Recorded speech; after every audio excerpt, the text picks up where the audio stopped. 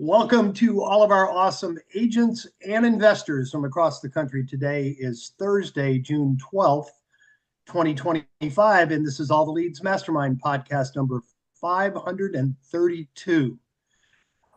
We don't have one specific topic today. We do have a few things we can talk about. As always, this is your call.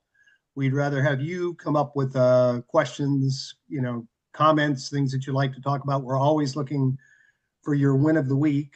We did have one question texted or messaged in from someone who won't be live on the call. So perhaps we will start with that. But Tim, do you have any opening comments first? Excuse me. Were you laughing? I was We coughing. had an opening Sorry. comment. It's poor timing. You got all choked up by my emotional introduction. I was so moved by it. I thought Aline was laughing.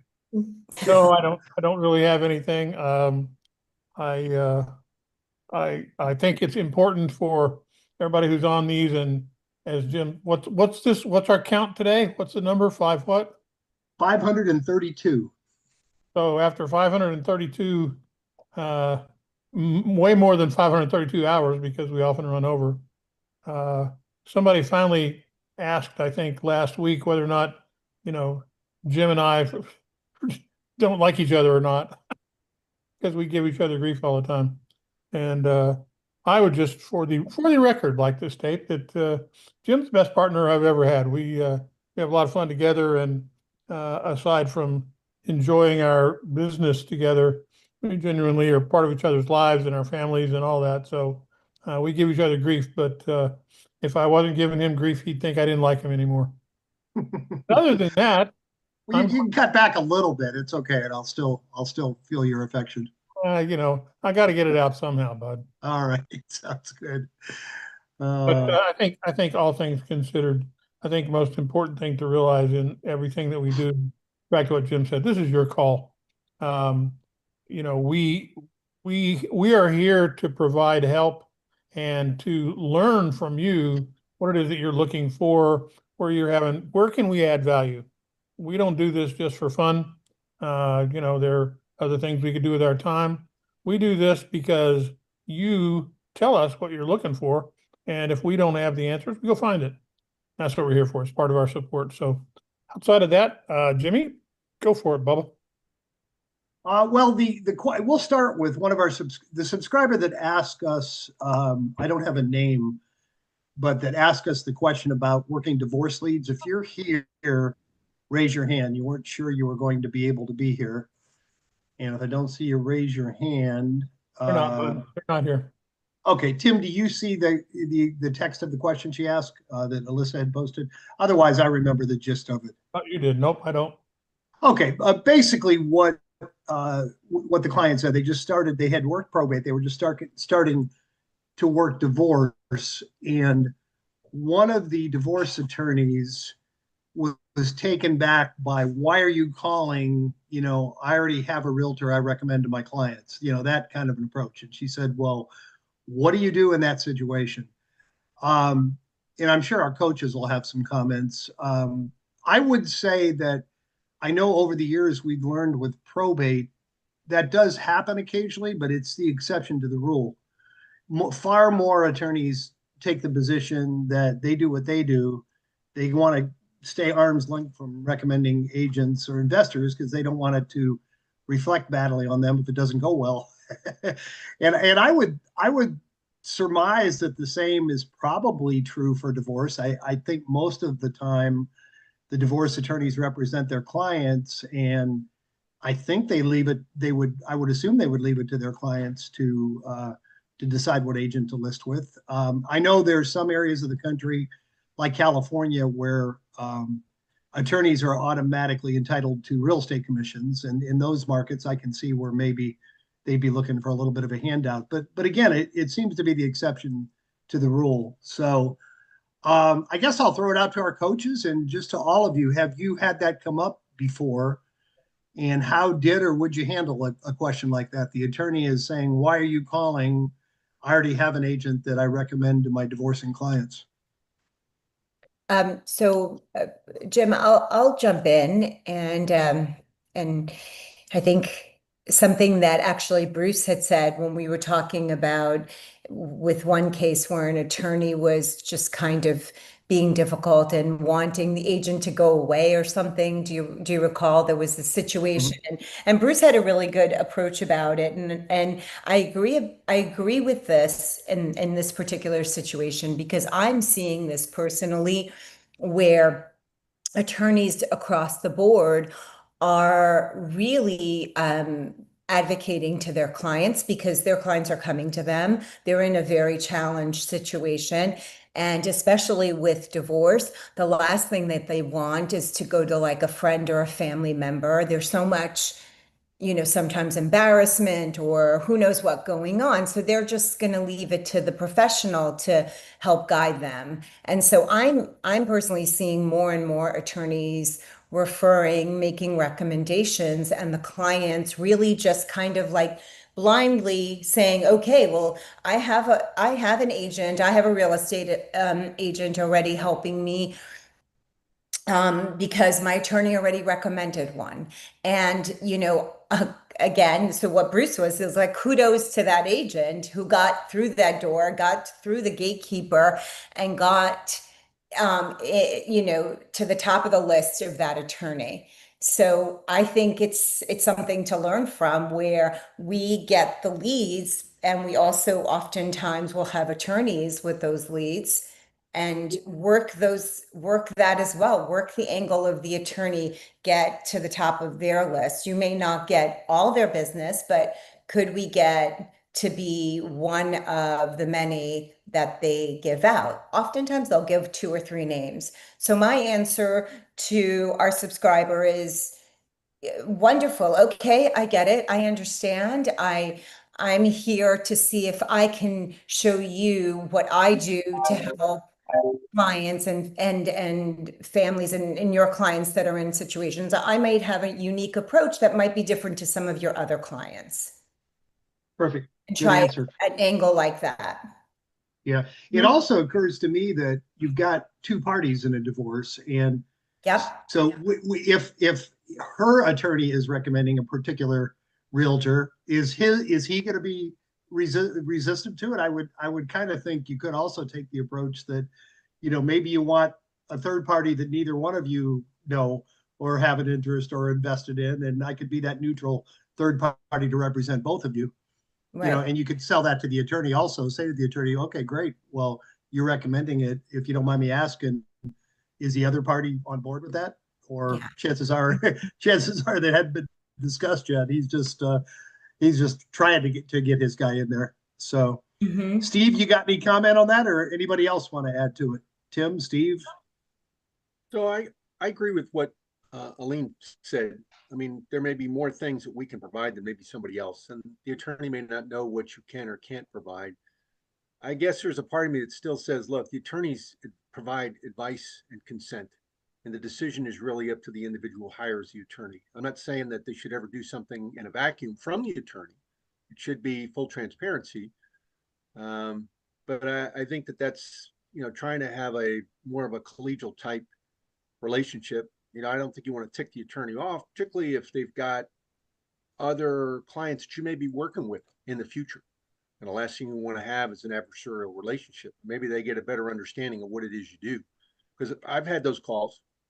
People call me, what is it you do? Well, I want the same thing as you do. I want to make sure your client gets the best service possible.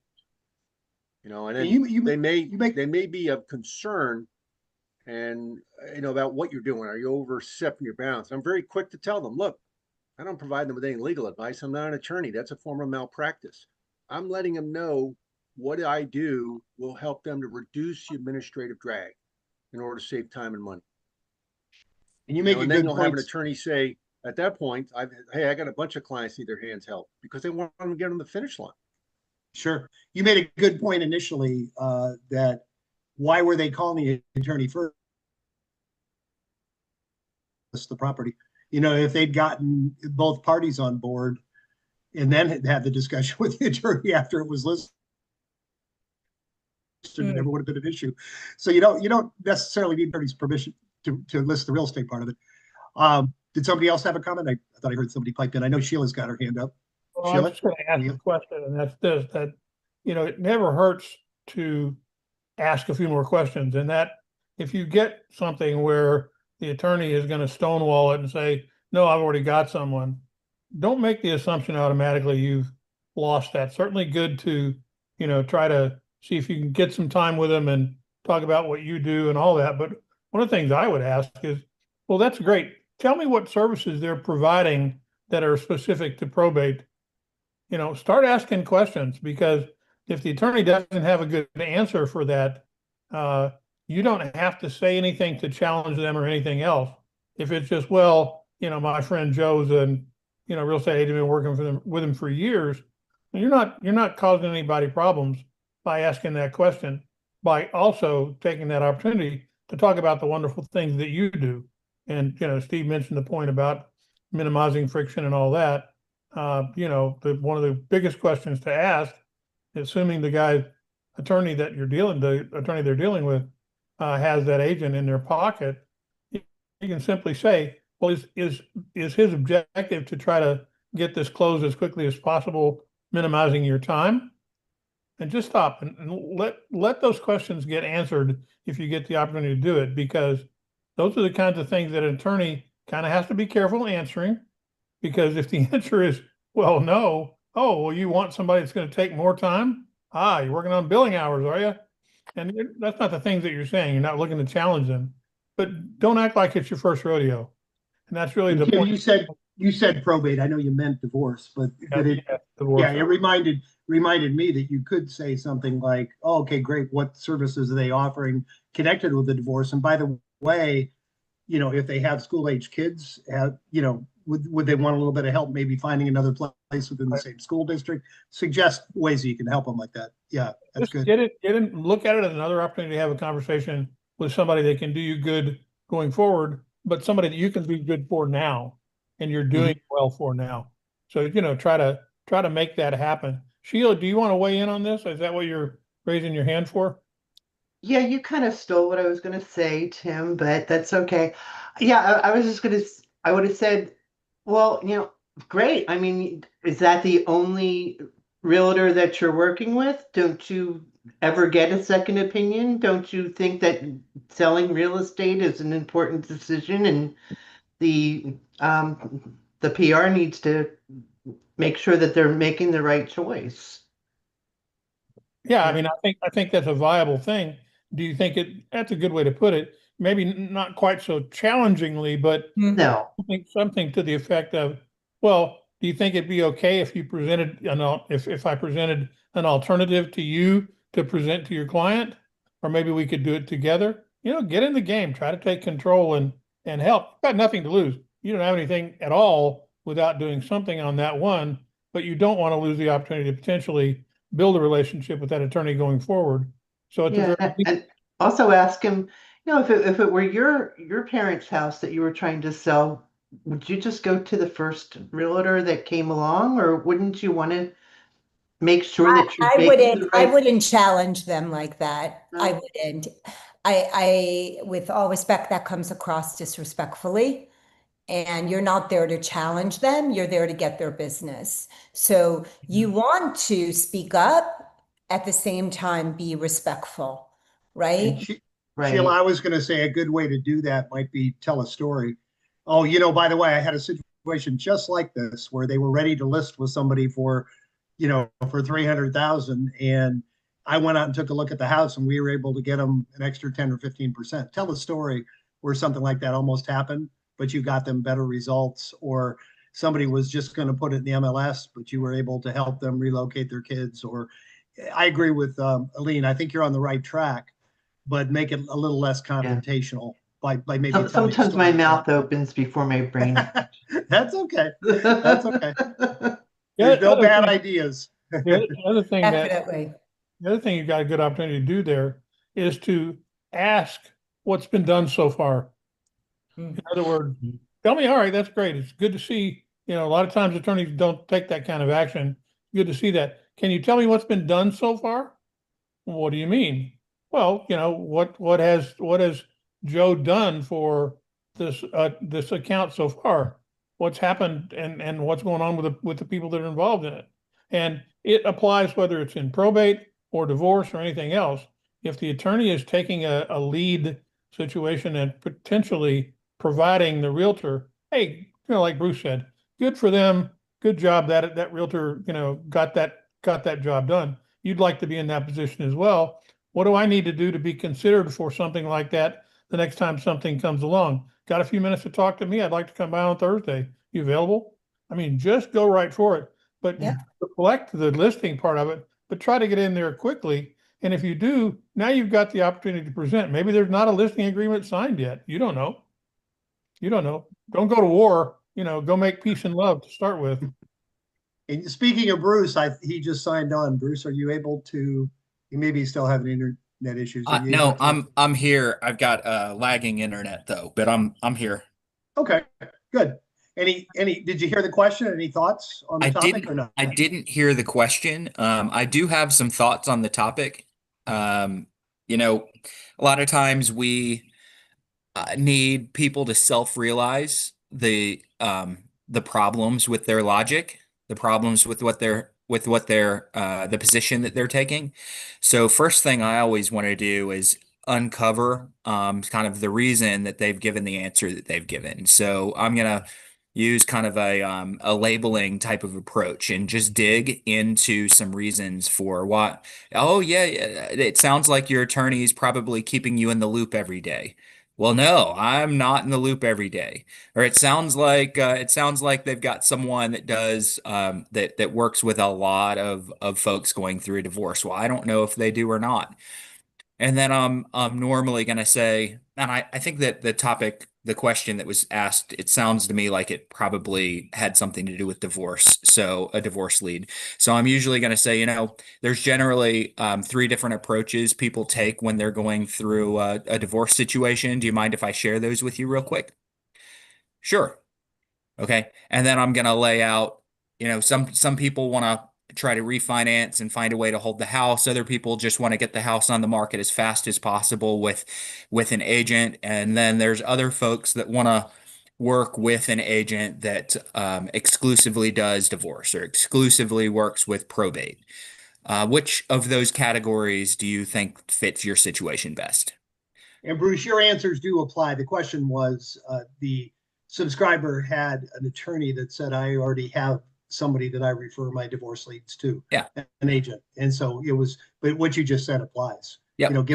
Give them other options. Sure. So I want to kind of maybe set a frame and get them to identify where in that frame they are. And then when they identify that they want to work with someone that does that not exclusively, but that specializes in divorce disposition, then I would say, that's exactly what I do. Here's how I do it. Is it worth exploring to see if I can get you a better price?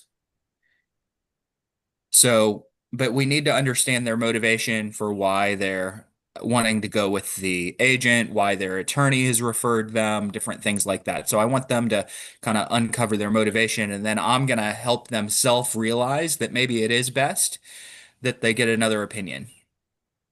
But I don't want to say, hey, don't you owe it to yourself to get another opinion? Because that's just going to trigger some resistance. I want them to self-realize that they maybe should get a price from someone else, or maybe get a plan from someone else and then choose the best. But they need to feel like it's coming from them. Yep. All right.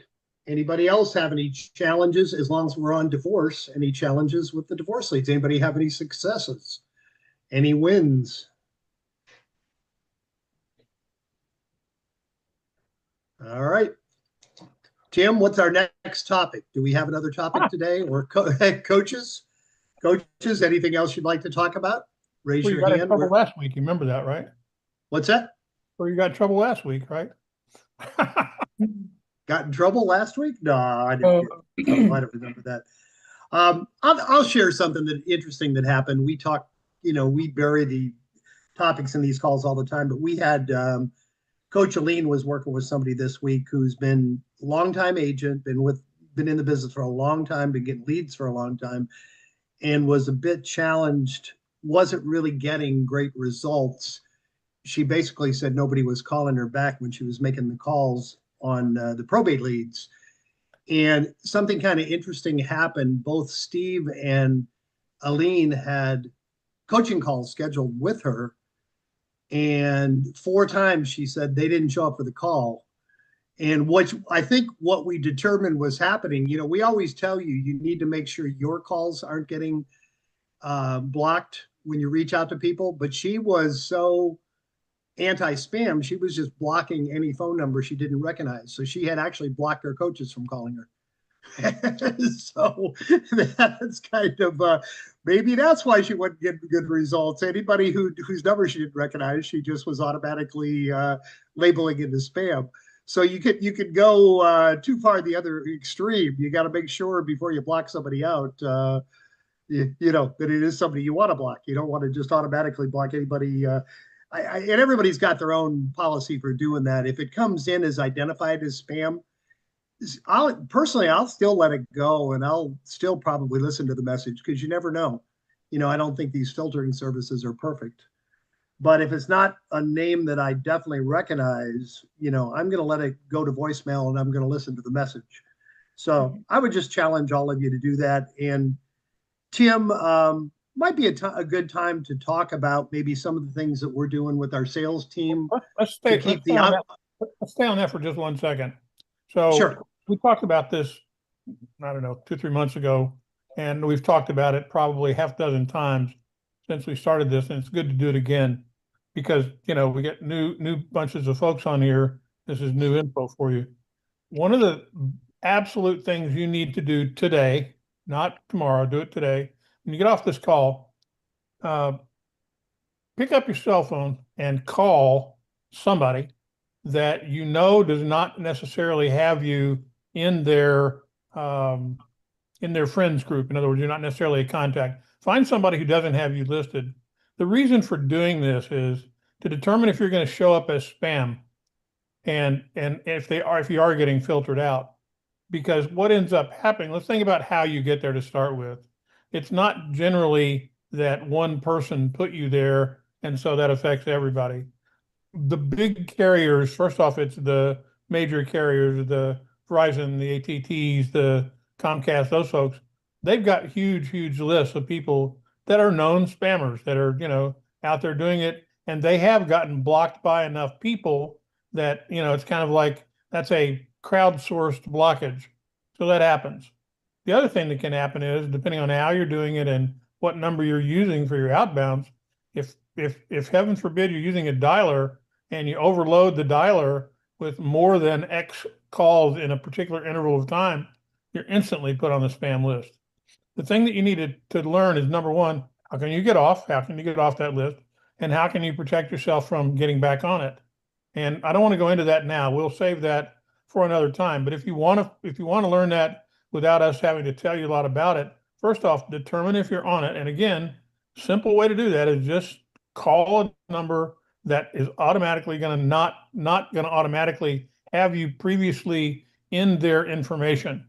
Those are the ones that you look for, because the customers that you're trying to reach, they don't know you. And if your call is automatically getting flagged as spam, they're typically not going to pick it up. I get so many calls in the course of a day. I've gotten 3 since this call started. It's kind of the time of day. People expect people to be in around noon. So, they're trying to get people during lunchtime. And I'll get another couple of them before this call is over. And so far, all of them have popped up on my phone and said that they're spam. And I don't know them, and they're all local area codes. So look and see if that's there. Because if that's the case, you're getting blocked by a lot of people. You're never going to reach them, ever. Never going to happen. Jimmy? Tim, I don't know the answer to this, but is the opposite, do you have to manually block people like we were talking about, or could it be that your phone just has very high spam filters, or you're set for everybody? Or Either it's either or. It could be either one. Yeah. If you're using a filtering program, something that you loaded onto your system, and a lot of people are doing that. I do. If you're using something that does that, it takes an intelligent look at the filtering lists that are out there and compares the number against those lists and says, probable spam if it finds it. That's one way. The other way is obviously blocking it internally. You block it internally and you don't ever see it. It's not spam or anything else. It's just gone. So it just disappears. It doesn't go anywhere. They can't leave you a ringless voicemail or anything else. It just doesn't connect. And that's software driven. So either of those ways work. The one that you can obviously do something about is the one where, you're being filtered by the big blockers. And if that's inappropriate, if you're not misbehaving, or if you can prove that you're not going to be, then they'll take you off of it. They want to connect those calls. They're trying not to do it. And I think we found with our sales team that those filters are getting set lower and lower and lower. I mean, you can make 20 calls in an hour, or am I exaggerating? And all of a sudden, if you're making too many calls in too short a period of time, you can pretty quickly get identified as spam now. It's too many calls to a specific number or group of numbers. I see. In other words, if you're where you are, you guys are in Comcast, I think, right? Or you were at one point. Anyway, Yeah. Comcast used to be the most aggressive of the big filtering companies out there. And if you called and made unconnected, unsolicited calls to Comcast into their body of people, and you did more than like 25 in an hour, you were done. They block you. The other thing is the big guys exchange info. So if AT&T's got you blocked and Verizon's got you blocked, pretty logical to assume that T-Mobile's going to pick you up and block you too, because they all get access to each other's numbers. They're trying to make sure that the spammers aren't doing it. They don't want that to happen. So put yourself in that position and then be smart about what you're doing. That's why we talk a lot about what works and what doesn't work. If you're relying on picking up the phone and being able to call people and think they're going to answer, you got problems with that. I mean, yes, some of them will for sure, but a big bunch of them aren't going to do that because of spam filtering. Jim, back to you, bud. That was my topic. Come on, guys, we need your participation. What would you like to talk about today? I know Alyssa had prepared some interesting notes for the call. Tim, do you have access to that? Can you take a look at it? Sure. Yeah, you may want to go over some of those items. The only other thing I'll throw out there is I'm curious. I know our entire marketing and management team is taking another advanced AI course later this month. And I'm curious what kind of experiences you guys are having with AI out there now. We talked about it. We're still working on it. It's not a simple or easy process to perfect a system. Both Tim and I have had some interesting experiences. Oh, Patty raised her hand, but I'll just share this one and see if anybody has any AI comments. But my 10-year-old granddaughter decided to tell AI to write a song for her. And she said, "Hey, I wrote this song." She brought it to me, and you didn't write that. I mean, if I heard it on the radio, I would have been impressed by it. I really would have. And my first thought was, wow, can you imagine like songwriters, musicians, writers? They're not going to suffer from block anymore because they've got a place to get started. Well, she played that same song for her 95-year-old great grandfather, and he said, "I think that's terrible. You know how many people that's putting out of a job? The songwriters."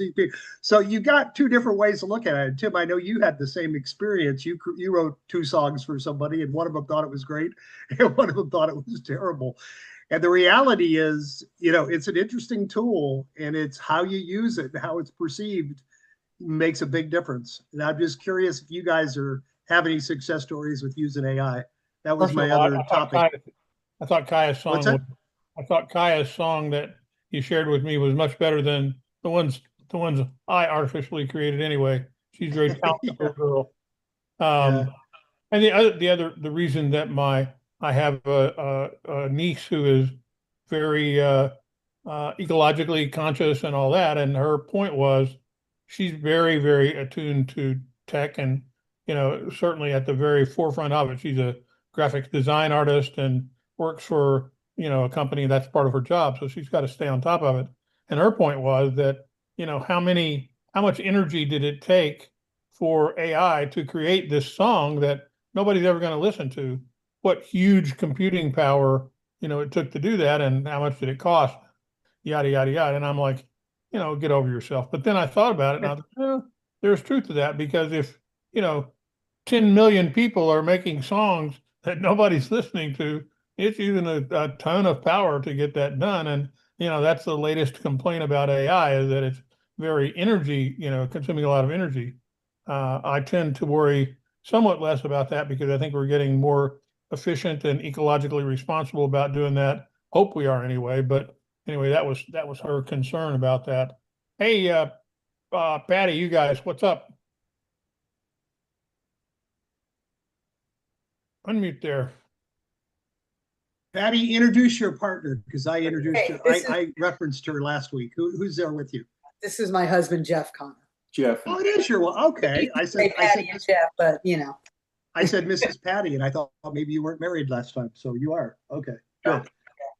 Yeah, we're going to What's celebrate up, guys? 6 years this year, so Yeah. that's good. Yeah. Thank you. So we're getting started. I think last week we talked a little bit about, we already got the first probate list from Jordan.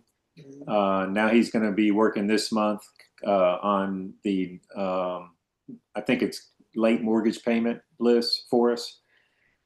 Reached out to Jessica, I think her name maybe helps with marketing. She's working on maybe helping us. You all had recommended, you thought with probate, a good envelope letter might be a good suggestion and then follow up with a call. So we're starting to kind of get that off the ground.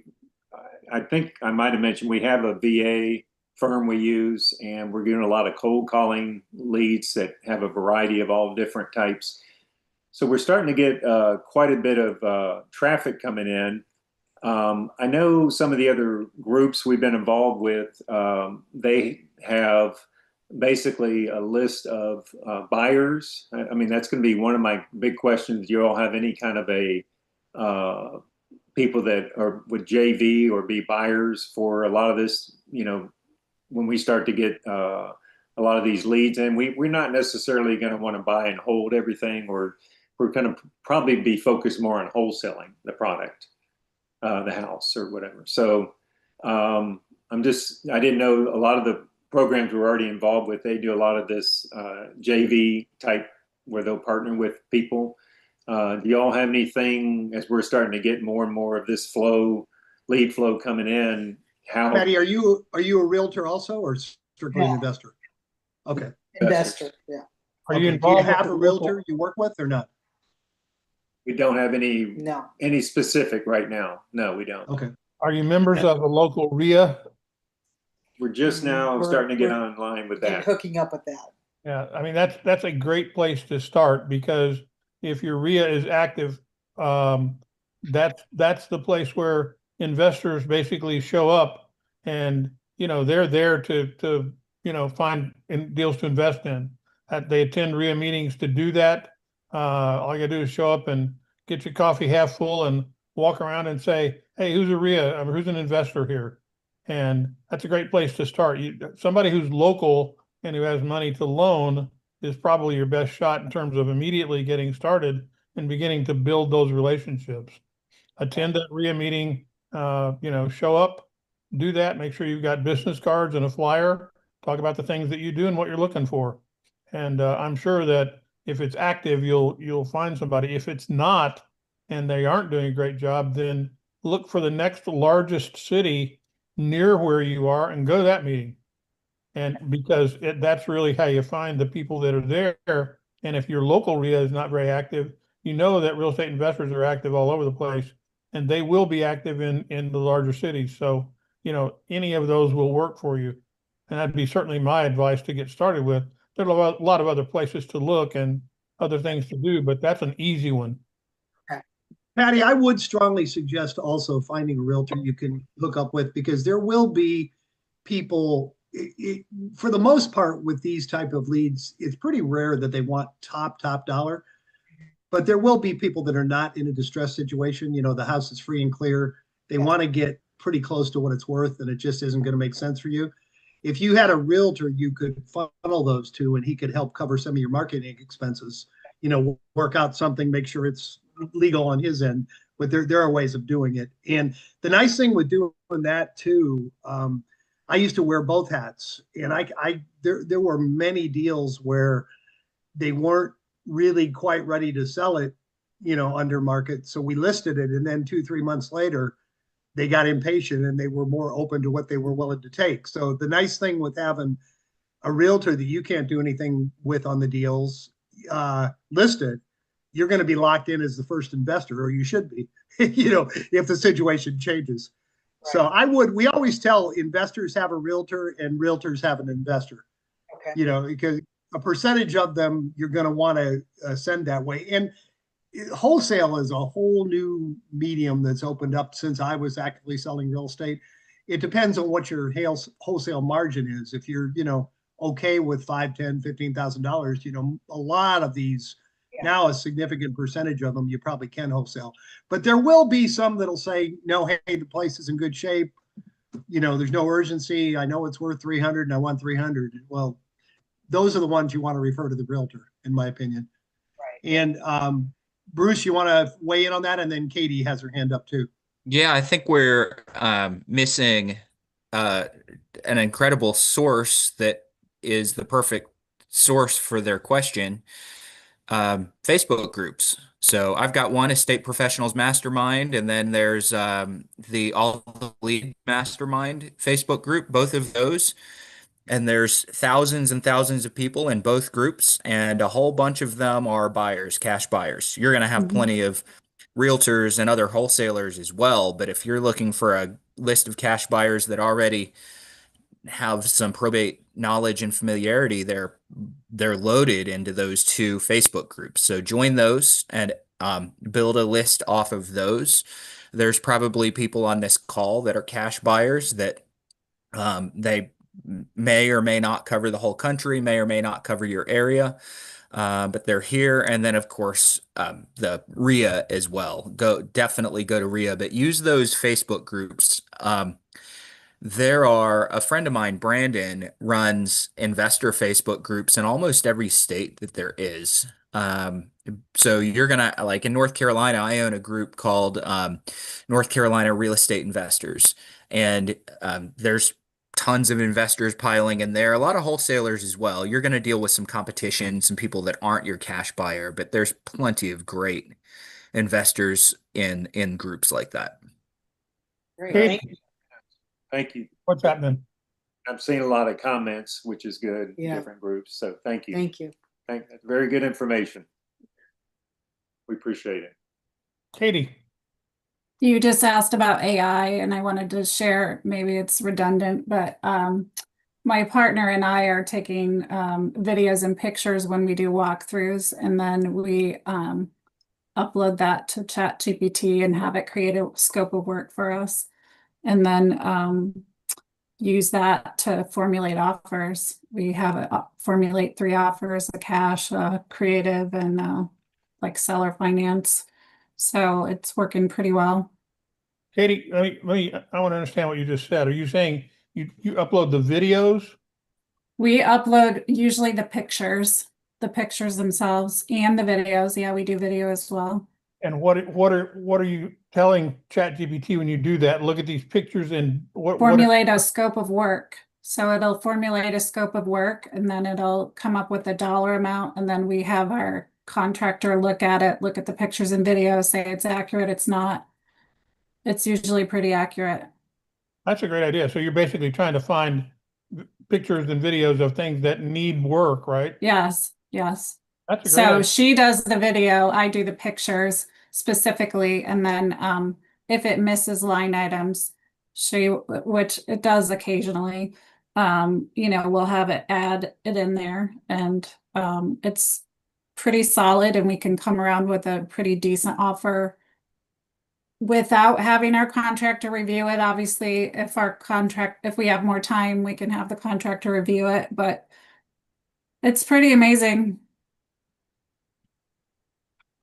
Well, the simple fact that you're showing that level of initiative shows your client something that they're not seeing elsewhere. Right. What kind of reaction are you getting from people when you show that to them? Pretty like this, I can say that, we can sell it for XYZ. I mean, it's pretty detailed and they're pretty impressed. Like as an investor, like this is what you would need to do, or you know what I mean? If you want to put it on the market, these are things that need to be addressed. If you don't want to deal with it, we can buy it as is or whatnot, but it's very detailed and it's pretty solid. That's It allows us to go and see more properties and formulate offers a lot quicker. That reminds me of that company Fair Split that we dealt with. They had an app where you just walk through the house and room by room, it gives you a summary of everything in there, what it's worth. And, I saw something, my wife and I were watching one of the morning news programs, and it was a guy who bought and sold property at like a thrift shop. I mean, like a garage sale shop. He bought stuff and resold it. And there's a new AI on Google where you just take a picture of something. It's relatively new, and it shows you everywhere that that item is listed for sale, and you get a real good idea really quickly of what it's worth. So, boy, my reason in mentioning AI, like 6-9 months ago, I had no clue. And I think a lot of people that don't have any clue are using it still the wrong way. They're just using it like a Google. That's not the way it's meant to be used. You want to have a practical application. My son started with my 3-year-old grandson. They took a picture of their dog and they're writing a series of stories about their dog being a superhero. And he does that every night with them. Well, and my point being, even if Katie, you're to the point where you're using it for business, but anybody out there that hasn't started using ChatGPT, start playing with it and you'll learn so quickly. It'll kind of teach you how to use it. And I'm far from an expert at it, but how long have you actually been using ChatGPT, Katie, to get it to that level? Is this relatively new? Oh, she's muted out already. I've been using it probably about 4 months, 3 months, 4 months. And There you then we've demoed an app called Company Cam. Maybe you guys have heard of that as well. You can upload the pictures into it, and it's something that you can go back and forth with your contractor on. So they can upload pictures when they're, have progress on things, and it just saves. You can be hyper specific about it'll do all the measurements for you and all the stuff, and it's just like so much easier when you have a lot of hands touching things and managing projects. So for what it's worth. That goes back to our earlier conversation of what you can tell the divorce attorney, that feature that I mentioned that Fair Split has, being able to go through a house and value everything and give everybody a fair breakdown instead of fighting over the personal possessions. There's just endless number of ways that you can use it. So that's great. So we had a question. Anybody? Go ahead, Tim. We had a question that Tia had asked. I believe she was working on late mortgage, and she just got kind of getting started. She says, do you think it's more favorable to send mail or make calls? And I think that's a bit loaded question. So many variables apply. Why don't we talk about the pluses and minuses of both approaches? Jim, why don't you give it a start there? And, is it better to make calls or do mail? Yes. Answer. That would be the answer. Yes. I think Coach Bruce could speak to it better than me, but obviously you are going to have people less than they used to be, but you are going to have people that are going to pick up the phone or are going to listen to your message, and you're going to have people that are going to read their mail. The nice part of the 1-2 combination is you catch both of those groups. You pretty much catch everybody. And if they do pick up your mail and read it, it's not as much of a cold call when they answer your phone call. So, and I know when we first started with the mail campaign, we used to say, send 3 letters a month apart, follow up every letter with a phone call. And Bruce, how many letters are you sending out now? Are you still there? That's really evolved to where mail is becoming increasingly important again. It really is. you really need to figure out as early as possible what someone's situation is. So if I can't get someone on the phone, I'll mail them for 8 months. If I know there's a house and I can't get them on the phone, my mail will run that long. Once I've had a dialogue with someone and I've figured out what I believe the situation is, whether they've told me or not, I've had a dialogue. I think that there's going to be a real estate need. Then I'll move them over to a mail campaign that's a little bit more individualized and personalized that'll last for a couple of years if I need to. I know they're sitting on a house that's going to be sold. It really allows me on the phone to not have to push for appointments, not have to push for them to say, yes, I'm selling the house. I give them the ability to hold me off while also listening, reading between the lines and figuring out what they're doing. So, which one's more important, mail or phone? It depends on which one you're good at. If you are good on the phone, you need to do both. If you're absolutely terrible on the phone, at least do something. But I think that there's four approaches that you need to be pretty good at in probate. You don't have to start with all four, but number one is get good on the phone or hire someone that is good. Number two is create a mail campaign, one that's cold and one that's warm. So after a dialogue, after someone's in your pipeline, you think there's a sale, create a different campaign for those warm leads. So the third approach is going to be your online credibility. So you want to have a website, a YouTube channel, some blogs, something that makes you look good when somebody goes and checks you out. Because I've done business with people that blew me off on the phone and then they saw my LinkedIn or my website or my blogs or videos and called me back. This has happened multiple times.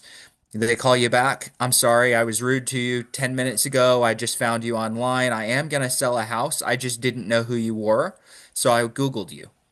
So have something online where they can find you and see that you're credible.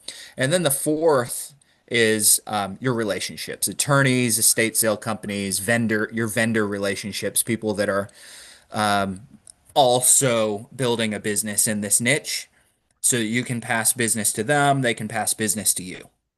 And But Bruce, that was your probate campaign. This particular question was about late mortgage. How would you vary it with late mortgage as far as what you send, or would you same. vary the approach at all? Yeah, no, No? Okay. call mail. Call mail. We, Be credible online if they go and check you out. And yeah, no different approach. I believe that you should do all four. Um, I'm okay with people that only call. I'm okay with people that only mail. But I'll tell you, it's best if you at least do a little bit of all of those. And if you don't have online credibility, you're afraid of the video camera, that kind of thing, you don't have a lot of relationships, at least call and do some mail. You guys are totally fine if you don't fold all four of those in. I'm just telling you that that's how you have a well-rounded system, is to have relationships with vendors, to have online content so that you look credible when they check you out, to call them, to send them mail. And there's a lot of successful people that are only doing one or two of those four, but use those four and you're going to have an unstoppable business. I also hey, want to Bruce, go ahead, Tim. Go just ahead. want to say one thing about all of this. That is, easiest way to answer these kinds of questions, this particular question, or any of these, think about how you choose the people you do business with. How's that happen for you? Now, it doesn't mean that you're like all your customers, but how do you do it? What do you respond to? Are you answering the telephone every time it rings? Well, we just spent probably the first 10 minutes of our call or early in the call talking about how that's become challenging and blocking and all that sort of stuff. One thing about mail is mail doesn't get that done.